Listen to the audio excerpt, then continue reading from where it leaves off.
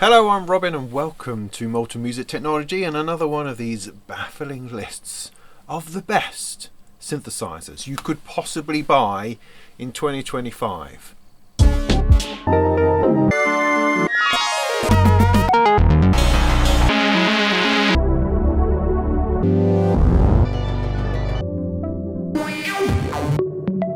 This time I'm scouting around the area of $1,000 to $3,000. I thought just over $1,000, what happens is you tend to just get pulled directly towards those really big, fat, expensive ones like the Moog Muse and the Prophet 5s and the Super Geminis and all that wonderful stuff that emanates sort of 3,000, 4,000, 5,000.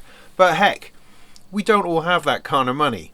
So something between 1,000, 2,000, a little bit more, that I think is an interesting realm to play in, to dip our toes into, to see whether there's something there that can really give us that sonic playground, that adventure in waveforms and sound, combinations and design that would really just make our lives more complete. Now we're going from $1,000 roughly because the vast majority of my viewership is actually in the United States of America, and so we'll use that as the benchmark. But of course prices are very much a thing of opinion these days. They ebb and they flow, they go up, they go down. So for some of this in UK pounds it will be under £1,000, and in euros and in other places it will just be different. But that's the ballpark. I'm not trying to be absolutely precise about these things. So where do I get my big ideas about these synths? Well, I mean, I've been working in the industry for many years. I write synth reviews for magazines as well as online. I've worked in retail. I generally keep myself up to date, and every month I put out a news program telling you all about the latest bits and pieces and how awesome or not they are. So I have a general grasp, I think, of the industry, and this video is absolutely based purely on my own completely biased opinion. It's not based on what is best, but that's what I'm trying to put forward. I'm trying to put forward the idea that these synthesizers are of note and of worth your time and your energy and worth checking out. Because in my opinion, these are something just that little bit special. You, of course, may have your own ideas. That's fine. Stick them in the comments and we can argue about it and then perhaps have a duel, pistols at dawn, that kind of thing. Because inevitably, I will just have to be right. And I will make sure that I'm right by wiping out anybody who disagrees with me. But so, yeah, get stuck in down there. I don't mind. And I would tell you why you're wrong. Or, whatever feels exciting to you. If this is the first video of mine you've stumbled upon, then I've done a video very recently of the best synths under £1,000. You might want to go and check that out. Also, late last year I did one of budget synths under $300. That might be worth checking out too, because there are such fabulous machines available to us at this time, across all price ranges, for all pockets and persuasions. It's an extraordinary time. Now, before I go into this list, I just want to point out a couple of things that I won't be including, just to try to get my parameters right, because there really is too much to deal with. So I won't be including big workstation synthesizers like the Mod X, the Phantom, the Nautilus, the Kronos, that kind of thing, because to me they are more workstations. They're more about writing songs than they are about sound design. While they do have every sound that's ever been invented stuffed into them somewhere, their focus is not really on how to create sound, how to design sound, how to enjoy the world of synthesis. They're more about enjoying a massive amount of sounds and writing songs on them. I also won't be including the Electron Digitone. I've tossed this one around and thought, well, maybe I should put it in because it is a polyphonic FM synthesizer after all. But my sense of it, my feeling about it is that it really is focused on being a rhythm machine, a groove box, a drum machine, a sequencer, that kind of thing. That's where its priorities lie. So while it is capable of making great sounds and it is very popular in terms of synthesizers, it just doesn't tick enough of the boxes. And I've tried I've tried writing about it thinking, no, I'm just writing against all of my own instincts into trying to put this forward as a good choice for a synthesizer. It's a great choice for a sequencer, great choice for a workstation and a machine which is going to take you forward into a whole different workflow. That's fantastic. But as a synth, oh, maybe not. And the other thing I need to say is because there are hordes and hordes of Behringer fans out there that I won't be including the UBXA. Because it's just an emulation or recreation of an old synth. It doesn't really bring anything new and exciting to the table. So while it is around $1,000 and a perfectly decent synthesizer, I think there are other more interesting choices that give us more to play with, more places to go, and have new ideas in them. So with all those caveats and excuses in place, I think I've got 14. I couldn't get it down to 10. 10 seemed to be impossible for a range of $2,000. It was too hard. So sit back and relax, find some odd, quirky, interesting, perhaps slightly analogy biased, I guess, but I've tried to suck in all sorts of different flavours to give you what will undoubtedly be the finest roundup of synthesizers that you've ever seen. Kicking us off, it's this fella here, the Pittsburgh Taiga.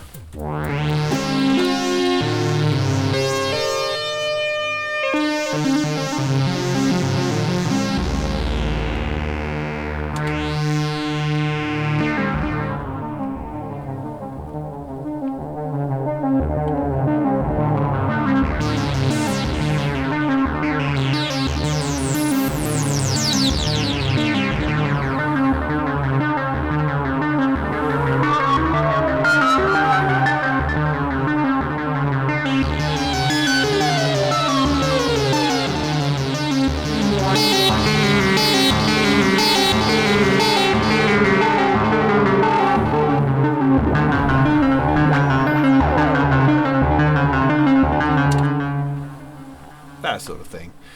Now, just to interject this point, I won't be doing sound demos of all the synthesizers. I get asked this a lot in my other lists, and it's like, well, I don't have all of those synthesizers, for one. Secondly, you have Google in front of you, you have YouTube sitting right there that's full of people giving sound demos of various synthesizers. All you got to do is stick the little name in and off you go. You don't need me to be trying to give you sound demos on every single synthesizer like I just have, because you're never going to have the time to get really into it, and this video end up being 10 hours long. However, I have done a video on this one, a full, complete and in-depth review of this, which you'll find in my channel. But anyway, in a nutshell, what is it? The Taiga is a fascinating synthesizer. It has a reflection of the Mini Moog about it. It has 3 oscillators that you can mix together through a very exciting and uncompromising filter, which then sort of pours itself into a really odd dynamics engine. But that's not it. That's just sort of the starting point. Because while a 3 oscillator synthesizer is a juicy proposition, what gets really interesting is these wave folders.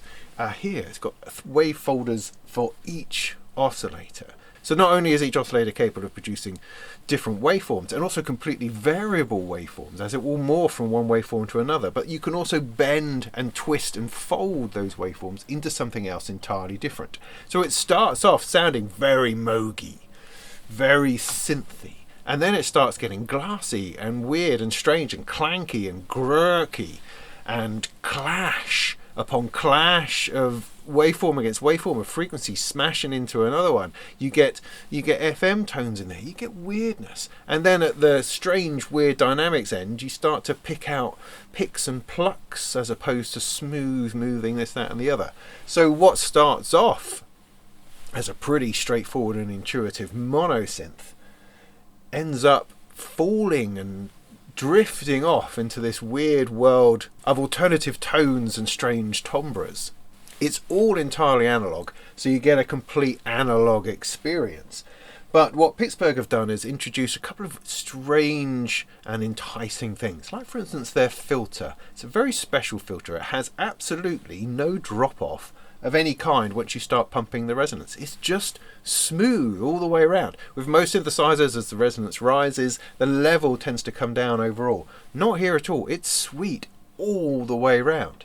And then, as I say, the Strange Dynamics gives you an option to play with low pass gates and the resonance of that, or as a regular VCA with an envelope. It has this massive amount of patching across the top to allow you to reroute and reform everything that's going on within it. So you can start to rewire it into different ways that you wouldn't be able to do with a fixed architecture synthesizer. And then to round it all off, you've got a bay over here that you can stick Eurorack modules in. Oh no! I mean, why on earth would you do that? I mean, because it's flipping cool. So you could stick a sequencer in here, a modulator in here, some effects in here, because it does have an effect on the end, the echo, but it's a bit ropey. it's the only thing that lets it down a little bit is kind of the strangeness of that echo at the end. But hey, I mean, you can push into it and lean into that strangeness, which is what I think Pittsburgh would like you to do. But you can add further effects modules in here as Eurorack if you want, and then just patch it in. It's very versatile, very brilliant, very immediate and intuitive. There's no presets or anything like that. It is just what you see and what you patch. And that makes it a phenomenal place to learn about synthesis, to explore synthesis, and to really delve into what it means to have these sounds and how you design them and how you can change those waveforms. Fascinating, absolutely fascinating. I can play with it. I can play with it for hours. But its strength is in its weirdness. And that's probably more than anything is what you should take away from it. Next up is the Dreadbox Artemis. Now, I had the pleasure of playing with this at Superbooth, which is a festival in Berlin, just in May, just gone past. And it's a beautiful experience. I mean, there's not a whole lot to it. It looks intuitive and simple, and that's absolutely what it is. You've got a scattering of knobs, a scattering of sliders. Everything appears to be doing what it says it is. And it does. And so what you get, it's almost like this is an oasis amongst the buzz and craziness of most synthesizers, which are overladen with features, perhaps, taking you off crazy roads, very much like this does. But the Artemis has this calm about it. It has this assured, serious front end where you know what everything is going to be doing, and it responds beautifully to it. And there's something very much about Dreadbox's vibe that's instilled in this synthesizer. You've got 6 voices. Thank you, Cockerel. You've got 6 voices, so you can play proper chords, proper pads. And it has a large preset library to take you through all sorts of different combinations of how that little machine can produce sound. At the far end, it has an entire effects engine. It has 2 oscillators which can glide deliciously between waveforms.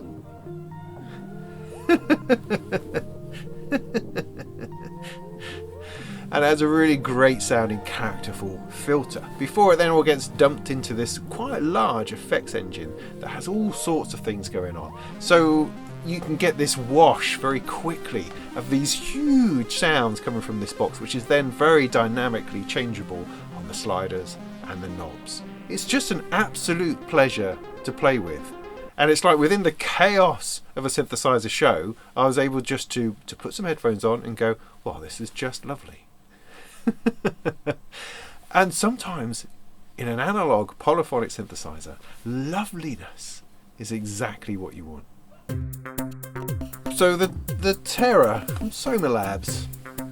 This is interesting. I can tell you're interested. It's a slab of tree somehow that's been festooned with strange nodules, buttons, touch responsive buttons, little playable things, turny things, and other bits and pieces. It's not what you would expect to see in a synthesizer. It looks like it's been dragged out of a forest, out of a fairy tale somewhere and plonked down in front of you. But what is interesting about the Terra is that it offers a massive amount of synthesis, multiple digital synthesizer engines that are designed for interaction, designed to entice you in to engage with the different control points, with the nodes, with the touch sensitive bits of brass or whatever it is on there, and you you move and you explore with your fingers. You can do the whole thing completely blindfold and just work your way into it, and notes will form and parameters will change under the guidance of your fingertips. It's a fascinating, absolutely fascinating thing to play with. It's very, very sensitive, absolutely designed for performance and expression. So you can twiddle things, tap them, slap them, and that will change the dynamic of the sound. You've got physical modelling going on, so you're talking about bell sounds, string sounds, twangs and drums, all of which can fold and evolve into other stuff. You can browse through, I think there's 32 algorithms of different synthesizer engines. So the possibility of finding a sound that really resonates with you is pretty high. And you'll find ones that you've never really thought of before. It's an adventure, it's a journey, it's an exploration. I sat down with one again at Super Booth quite recently, and it was just a beautiful thing to play with. And it's just wonderfully realised. I mean, what Soma Labs tend to do is they acknowledge your engineering core, and then they unfold that into something artistic. They take very clever ideas and just extrapolate them into a creative space unlike anything else that you've found. And so you get very clever stuff. It's polyphonic, it can be monophonic, it can be physical modelling, it can be FM, digital sounds, percussion, noise, drones, organic environments, and then you can even pick the thing up and move it about, and that also changes the sound. It's an instrument designed to be danced with as you play it, and there's nothing else like it. The Oberheim TEO-5 is a straightforward slap in the face. Here you go, here's a proper synthesizer, no messing about. It's from Oberheim, has all that vintage legacy behind it. It's built by Sequential, so again, acres and buckets of legacy engineering being poured into this thing, and you get 5 whole notes of polyphony in a compact synthesizer with everything you need on the top to control it. It is absolutely the most standard, straightforward, intuitive synthesizer you could possibly imagine. It is not going to disappoint you in any way. If you said to yourself, you know what, I need a polyphonic analog synthesizer, whoop, there you go, this is the one. It sounds like it's supposed to sound, it looks like it's supposed to look. It's got this Oberheim stripes on it, it's got all the knobs in the right places, everything you expect from every department. Nice big filter knob, it's got that SEM filter, of course, the Oberheim filter, and you are away. Beautiful, a beautiful thing. Now there's also the Sequential Take 5, which is very, very similar. Looks like they came out of the same factory, to be fair, but the Take 5 is slightly different. It has a different emphasis, different filter, and what it is that the TEO-5 I think does slightly better is in its modulation, in its cross modulation. The fact you can FM from one to another gives it really the idea and the potential of being a complex oscillator based synthesizer, and that opens it up to a whole range of other sounds and other possibilities if you have the courage to delve that little bit deeper. And by pulling in some modern technology, the FM on it is through zero, which means essentially that it's more melodic. We tend to experience FM through the clashing of two oscillators, the bashing of one into the other that just spins it into such a frenzy that you get these clangy, glassy sounds out of it. With through zero FM, that's more melodic. While it still has that same character, you'll find you'll be able to create more defined tones with it. It's not going to be so dissonant. It's going to be that little bit kinder on the ear. There's plenty of modulation with a couple of LFOs, a couple of envelopes that you can direct wherever you want. It has a modulation matrix to allow you to tie things to different places. Also has an arpeggiator and a sequencer. And right at the end, Oberheim have emulated a couple of their old effects, the phaser, the whatever it was. Oh, I can't remember now. Those are packed in the end as well, along with a couple of other really good high quality effects. So overall, the TEO-5, which is going to be this sort of size, it's a good size compact synthesizer with all the knobs, and it's just going to reward you with the sort of sounds that you want from an analog synthesizer, plus a doorway into getting crazy. with the cross modulation and the through zero FM. Something slightly boutique here, I would say. Studio Electronics have been making analog synths for decades. Most famously, I think they've kind of kept the mini Moog vibe alive when Moog was no longer making them. They continue to make mini Moog rack unit synthesizers, which were very precise but also included MIDI, and so became, I think, like the studio ready mini Moog. It wasn't going to go out of tune, it wasn't going to fall apart, it was there, always giving you the right sort of sounds. Since then they've made other synthesizers and bits and pieces, but this is a really nice desktop box called Boomstar, and the idea is that it's a solid desktop monophonic synthesizer with which you can have different filters. Now, this is not like a hot swappable filter or a switch to switch between filters. No, because these filters are handmade, circuit designed, discrete components, through hole components, soldered together type filters. So it's a real actual thing. It's not just a tiny little chip doing a thing.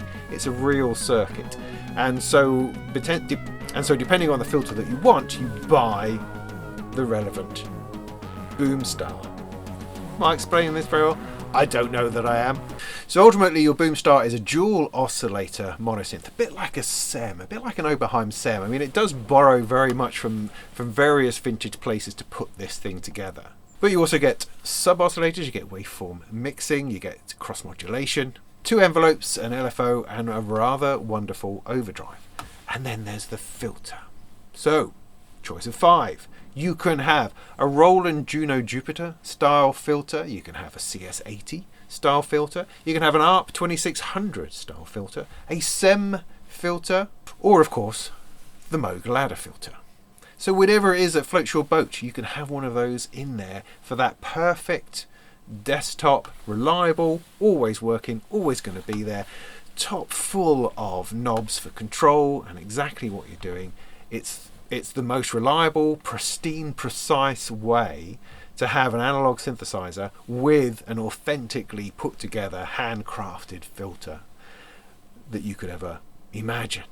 Obviously, you could argue that, well, you know, I might as well get the Model D from Behringer for 200 quid. Yes, yeah, absolutely, you could do that. I think you'll find that they are a different experience. While the sounds may be similar, I think to the trained ear and people who know what it is to have high quality gear in their hands, I think there is a difference. And part of that difference is just going to be its longevity and how it's going to survive the studio environment and just deliver the sound day in, day out. You know, no firmware updates, no software shenanigans, just pure analog, handcrafted, put together by people who've been doing it for decades. That sort of synthesizer. Moog are, I think, going through some changes, so it's kind of difficult to know exactly what their next generation of synthesizers is going to be like, or whether the current generation of synthesizers is going to stick around that long. We've had the Moog Muse and we've had the Messenger, which do, both of them, indicate a slight shift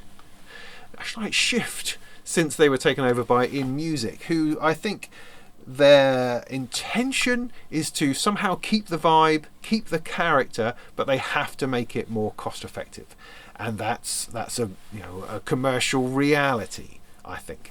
But before it disappears, potentially, I think the Moog Matriarch is one of the most fantastic things that they've ever done. I mean, it's chunky, it's big, it's colourful. It doesn't have to be. You can get the black version if you're a bit serious like. But otherwise, it's full of character, full of colour, full of excitement, and is just a big knobbed, big patching synthesizer. It has 4 oscillators, four oscillators this time, which have the ability to be addressed completely independently, giving you potentially 4 notes of polyphony through a single filter, which we call paraphonic. So it has this potential of stacking up into a massive unison, splitting into two oscillator synths, or being one sort of fudged 4-note chord machine. It's built in a modular way, so while it is semi-modular behind the scenes, so it will work out of the box, you can patch and repatch how it's going to work together. which allows it to be integrated into other things and to become more and more of itself. But there's something about its chunkiness. It pulls from the Moog modulars of old, which were big, seriously big bits of modular gear, and it places everything in a space where you can move and change and really feel like you're involved in the synthesis that's in play in front of you. It's inventive, it's adventurous, and it's the sort of machine that you can just simply enjoy and also learn more about patching and modular and explore it, because it's kind of limited in what it has, because it only has these modules that you see in front of you. There's no behind the scenes, there's no deeper preset level or menus or anything like that. It's just what you see, and that is where you get to play. That's where you learn about designing sound from simple waveforms. And that, I think, is completely fascinating. I think the Matriarch is going to end up being a little bit of history, because I doubt whether it's the sort of thing that will continue to be produced for too much longer. Why I say that is because the Matriarch sort of has a sibling. It has a sibling in the Sub 37, which is a very, very fine synthesizer from Moog, around the same sort of price, but has a much more serious front end and intention. It's that lovely rake and such like. But the Sub 37's little brother has recently been discontinued, and I wonder whether that's going to run into some of these others as well. But for me, Matriarch is beautiful. Sub 37, if you're a bit of a square and you just want, you don't want the fun, you just want the seriousness of the sound. Matriarch, fun all the way, all the way. It's a beautiful thing, and you can get it in black if you must. The Solar 42F is a massive ambient drone machine. It's packed full of things that are just all making sound all at once, and it's designed for you to explore that idea by poking the different things around. You have different ways of interacting with it. You've got a joystick, you've got touch plate panels. You can set drones up at different frequencies to have those creating a bedrock of sound, while you then get into the melodics of the other two oscillators or other two synth voices that are asking to be enjoyed. It's the sort of thing that you push around. It's not the generation of sound, it's the evolution of sound as it pours out the back, the sides, this way and that way. You bring another voice in, you bring in another drone at another level, and then you pack it through the dual filters, so you can push filters bi-aurally or in series through different gateways and crafting and sculpting. It's an amazing thing, It's not the sort of thing that you'd sit down and go, I'm going to write a tune, here I go, write a tune. It's the sort of thing that you turn it on, and then you just start to raise levels, and then you start to pump in sequences, and things start to turn around. You then engage effects and allow it to be smeared and granulized all over the place, and then bring it back in while you play with another area of it. It's this large desktop playground that you can ping around from place to place and just enjoy sound as it comes and goes, as it ebbs and flows. It's a marvellous thing. Marvellous thing. If you're into acid, hard techno, it's probably not for you. But for people who like to explore soundscapes and the possibility of organically emerging environments, then this is for you. The Erica Synths Syntrx 2 is exquisite. It is loosely based, I imagine, on the EMS Putney VCS3. That old synthesizer that looks like that with a joystick on it and a pin matrix. That sort of vibe is definitely what the original Syntrx was about, and this updated version takes that further, refines it, borrows ideas, and then just makes it into something which is precise and beautiful. You can dial in exactly what you want on these very high precision oscillators. Everything about this is designed to be premium and to be as perfect as humanly possible. And in doing that, they've lost none of that quirk or character. It still likes to beat against each other. It still likes to explore the imperfections of analog technology while giving you the ability to absolutely dial in time and time again the things that you want. So you have two high precision oscillators with variable waveforms, And then you have a third oscillator, which can be a freeform oscillator. It doesn't have sync like the other ones do, or it can be used as a modulator to pump FM into anything else within the system. You can then mix it with noise. You can also mix it with some external inputs. There's a mic preamp in this thing, for heaven's sake, so you can bring vocals directly in or other instrument sounds directly in before it all cascades into the filter, where it is crafted and sculpted towards the stereo outputs at the end. All of this can be controlled in some part by a weird trapezoid envelope, which is odd. I mean, it just doesn't work quite in the way we expect envelopes to work, because it has this sort of hold section in the middle, which makes it, interesting and changeable and different.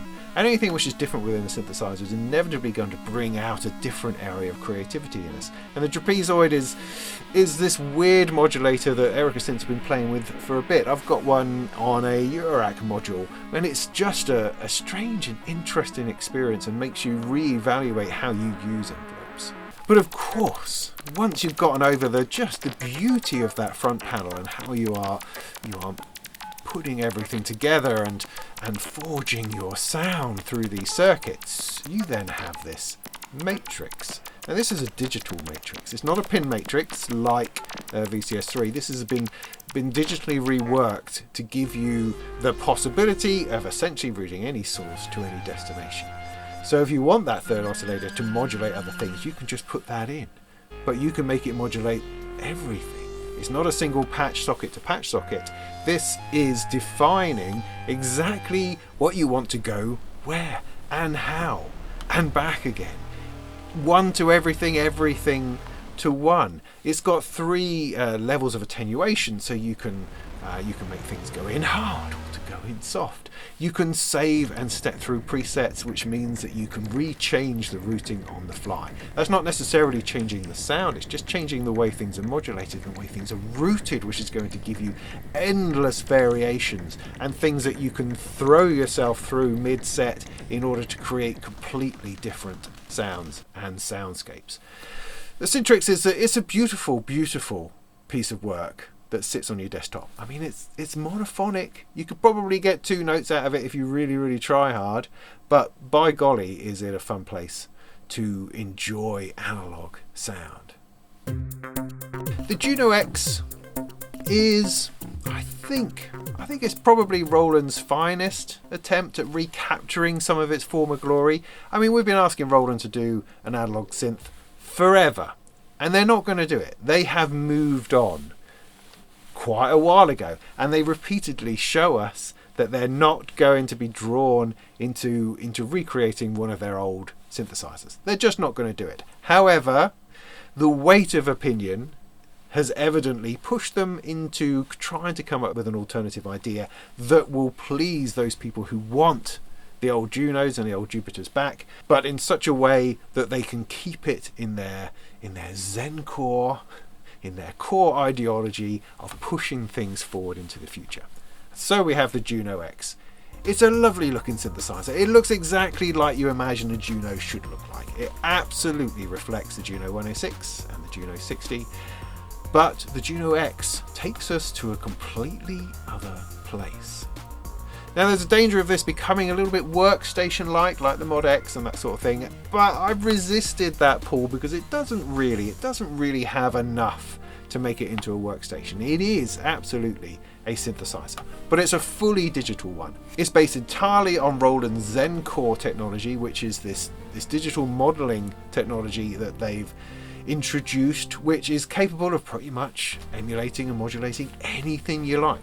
And they have gone back and re-emulated all of their old synthesizers and put them into this system. And you can use it as a software instrument on your computer. But more interestingly, they have pumped these into various synthesizers, and this is the latest attempt.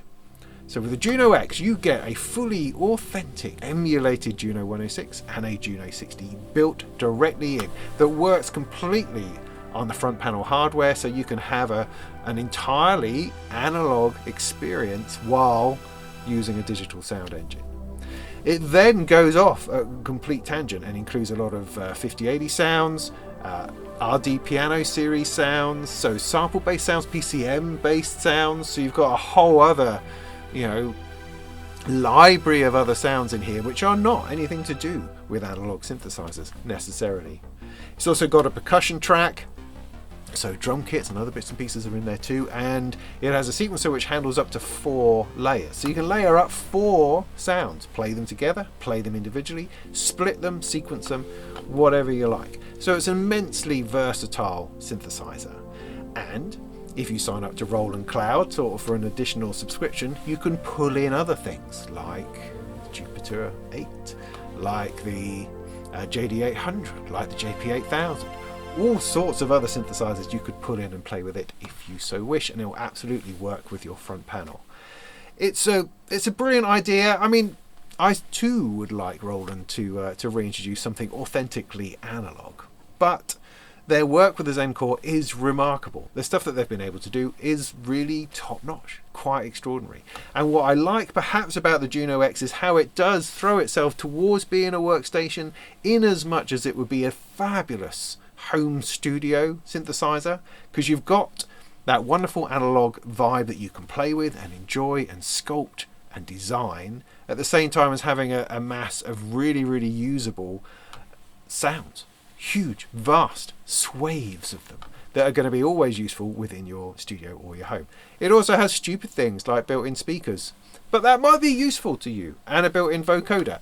That might be useful to some. I don't know. I don't understand the interest in vocoders, but I understand that some people really like them, and I'm looking forward to the comments of people who really like them. But it has that too.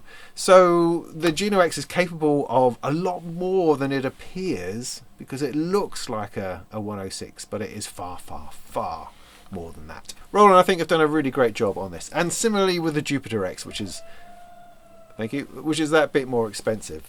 Talking of which, the Juno-X is a little expensive, I think, in the States at the moment. It's like $21.99, whereas in Europe it's more like $14.99. So while in the UK and in Europe it feels like a good solid £1,500 type purchase, it seems perhaps a little bit expensive in the States, but it's entirely up to you. It's a mighty fine piece of work. Great keyboard, great feel, aftertouch, all those sorts of things, and could make a really great synth at the centre of what you're doing. Alternatively, if you really want something analog and polyphonic and futuristic while feeling very intuitive and like you've always been there, then the Arturia Polybrute is probably for you. It's a lovely, lovely synthesizer. Oh, lovely. You set your fingers on it and it just transports you. It has this gooiness in all those voices. It has so much going on and so much potential and sound and mixing and modulation. It has this matrix of root things in different places, and it is packed full of expressive possibilities. You've got a ribbon controller, you've got a wobbly weirdo controller at the side, you've got aftertouch, all of which you can pump into these sounds to shift and to modulate and to change and to animate. And it's a very, very exciting place to play with sound. It's relatively straightforward in its architecture. You've got dual oscillators with continuously variable wave shapes, including the brute factor, which I can't remember what that does. I think it just bends everything out of shape to give you an extra level of timbre and tone that you can apply. It then has 2 different filters. It's got your classic ladder filter for those warm, bouncy, mooggy sounds, but then it has a Steiner filter, which is, I think, more like an Oberheim filter that really can overpower and overbake your sounds to give you a little bit more overdrive and push and potential for harmonic overtones just pouring out of that thing. There's a generous amount of modulation in 3 LFOs and 3 envelopes. So it's kind of the fact that this thing feels alive when you play it, because there can be so much going on all the time, and with that button matrix in the middle, it's very easy to route things to other stuff. That also operates the sequencer, so you can very quickly put in notes and steps and such like. And so ultimately the Polybrute gives you this immediacy. You've got these sweeping things you can do with the modulators. You've got the mod matrix in order to make it animate itself, and then you can very quickly pick out tunes and get it to play. So you don't waste any time trying to learn stuff. You're not trying to reinvent the wheel. You're just finding this easy, expressive workflow going from left to right. That's a very, very inviting place to spend your time. The Sequential Prophet Rev 2. There had to be a sequential synth in here somewhere, and there are a few to choose from. There's the Pro 3, which is this awesome mono synth that also has a wavetable oscillator in it. Fantastic. So nearly was on this list. I was umming and ahhing about it this morning, funnily enough. Or there's the Prophet 6, which is a 6-voice Prophet, very much inspired by the Prophet 5 in order to take that further with pure analog and a little bit of future-proofing. But it was the Prophet Rev 2 that I think just takes it. It's been around a bit longer, but generally speaking, when I hear people talking about the potential of a sequential synthesizer, it's the Rev 2 that people come back to as being the real peach. And the reason for that, I think, is because it's more of a hybrid. It's not all out analog, although the signal path is all analog. Instead, you've got these digitally controlled oscillators and then a digitally controlled modulation matrix, which pushes all of that modulation around the place. You have 8 whole voices, although there's also a 16-voice version available, which is a little bit out of the scope of our budget for this one.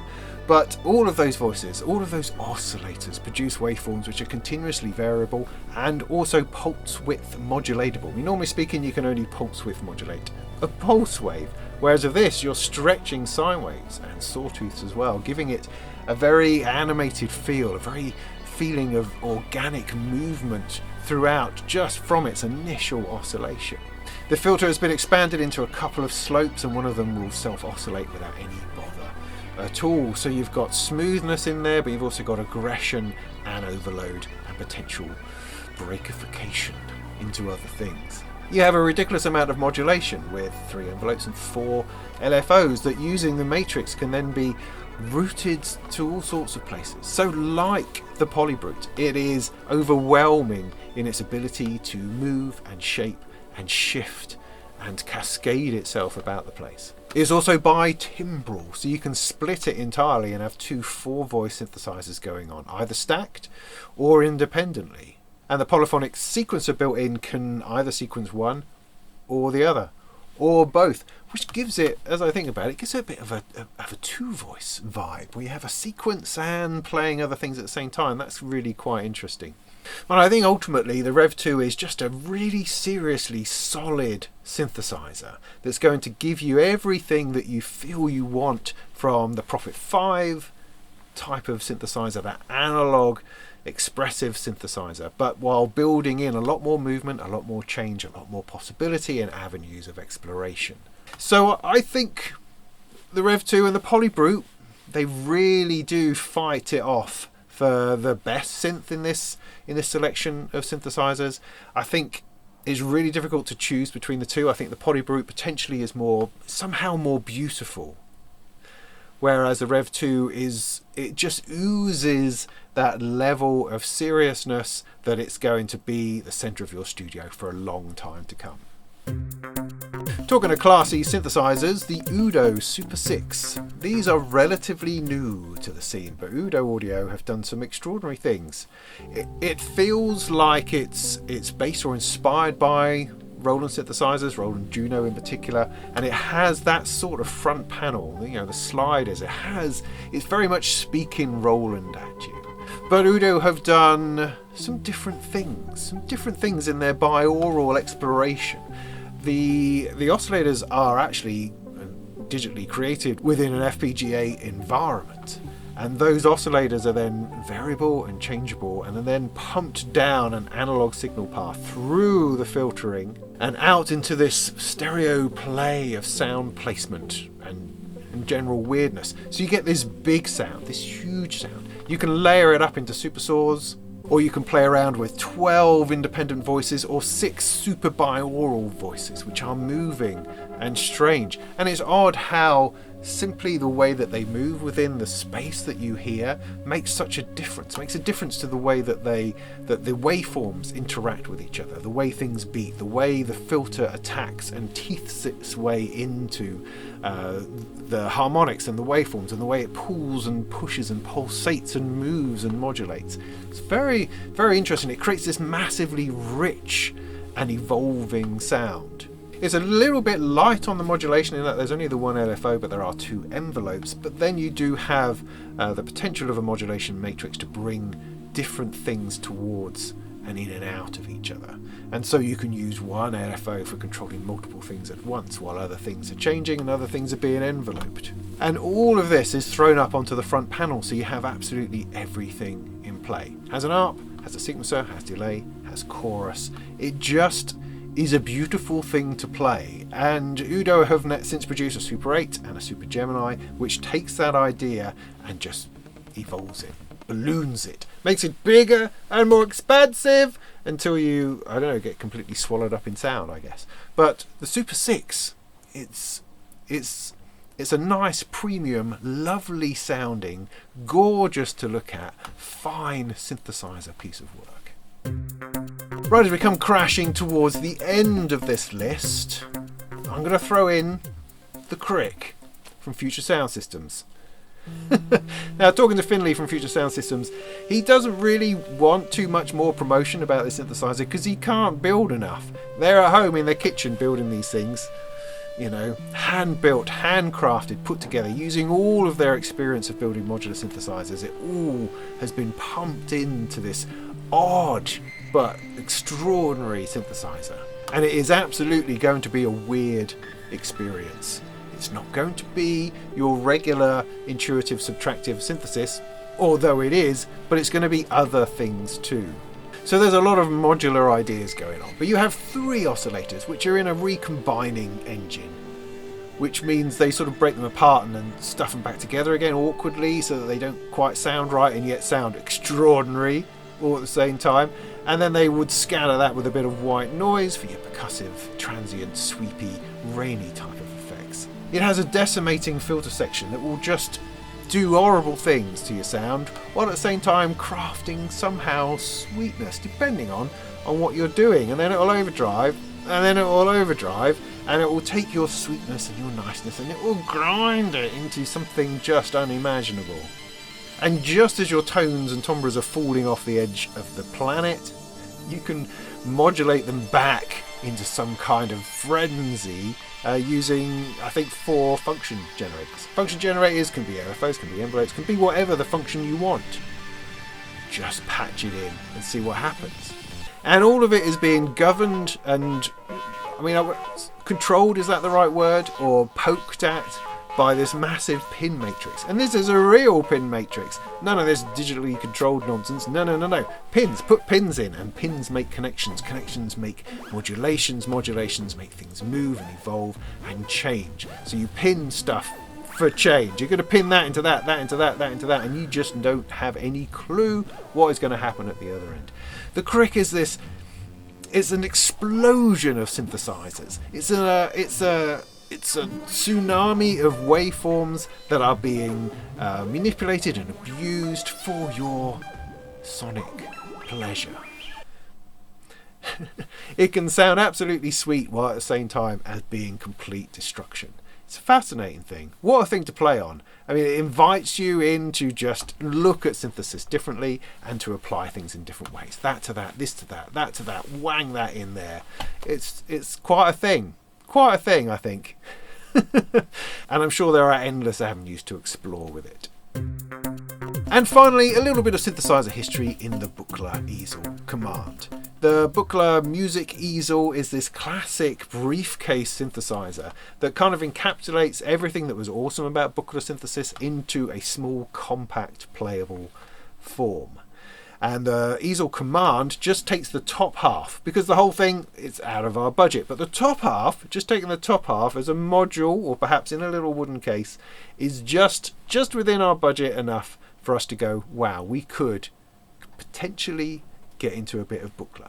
Now, I've seen and heard these things played, and it's both intoxicating and strange, it's dissonant at the same time as being and all of it just works differently to how you imagine a synthesizer to work. You have no keyboard, you're just dealing with the generation of signals and the functions that then control those signals, and then the outcomes which you then fold into something else, which then cascades and bounces into some other form. It uses banana plugs in order to plug everything together. It does not work in any way that you would expect if you've not encountered West Coast synthesis before. It's difficult, it's challenging, but it's the sort of synthesizer that you have to place yourself in the hands of. You have to lean into your faith of the designers in knowing that what starts to emerge as you spend time, and you have to spend time with it, is going to be like nothing you've ever produced before. It's going to create sounds that you never thought of. You're going to create melodies that don't fit with any real structure or formula, and so it frees you up from having to be stuffed into the paradigm of Western piano-led keyboard paradigms. It's an extraordinarily freeing instrument, but it's also not for the faint-hearted. If you were thinking, oh, what's the first synthesizer I should get? I don't think this is it. However, if you've been someone who enjoys synthesizers, who has a collection of different synthesizers and likes the way it works, or perhaps you're into modular in some ways, then the Buchla command will take you out of your safe space and put you, on top of a mountain surrounded by clouds that gradually break and evaporate as the sun of the Buchla comes out, and you start to realize that there perhaps is a higher form of sound design out there. So there you go, that's my list of the best synthesizers available currently from about $1,000 to $3,000. I hope you found that interesting. Please put in the comments any thoughts you have about that. I'm happy to argue with you or not, or just to enjoy your choices for what they are. I would like to point out that beneath this video I've listed all of the synthesizers plus affiliate links for you to go and buy them. So while this video is not sponsored and is not controlled by anyone other than myself, I do have accounts with Sweetwater, Gear for Music, Perfect Circuit and Thomann, and if you were to buy any of these synthesizers through those links, I would get a kickback. I'd get a couple of quid. That would be awesome, because again, no one pays for this channel other than me and my wonderful Patreon supporters. Patreon is something you can do. Patreon is where you sign up, you subscribe, send me a couple of quid every month, and that helps keep this channel alive, helps keep food on the table and biscuits in the dog, and that's enormously helpful, and I'm massively grateful to all of my patrons who support this channel. It's a fantastic thing. Do go and have a look at that, check out the link. Also, like and subscribe. If you subscribe to my channel, not only does that give me a bit of a bump, it also means that you'll receive other videos that I do going forward. And as I say, I do a monthly news roundup. I do reviews of modular, of synthesizers, of other bits of music technology. I do performances, music, live streams, all sorts of stuff you just wouldn't believe. So subscribe, like, check out Patreon. All of those things would be awesome. And I hope that my rambling thoughts have been helpful to you in making decisions about future purchases of synthesizers, or just to dwell on the whole idea of how awesome these machines are. So there you go. In the meantime, go make some tunes.